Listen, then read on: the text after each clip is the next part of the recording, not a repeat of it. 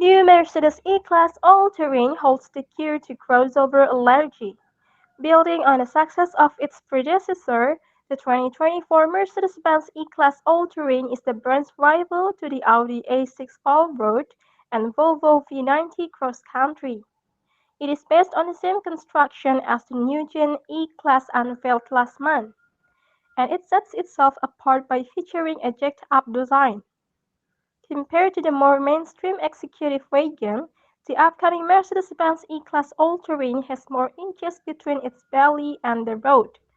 Look for plastic cladding on the lower parts of the body and skid plates for a more utilitarian stance, and perhaps dedicated front and rear bumpers.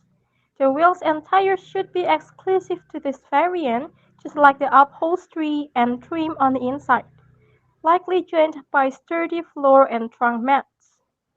While the standard E-Class estate will use the same powertrain family as the sedan, we wouldn't hold our breath for all engines making their way to the all-terrain.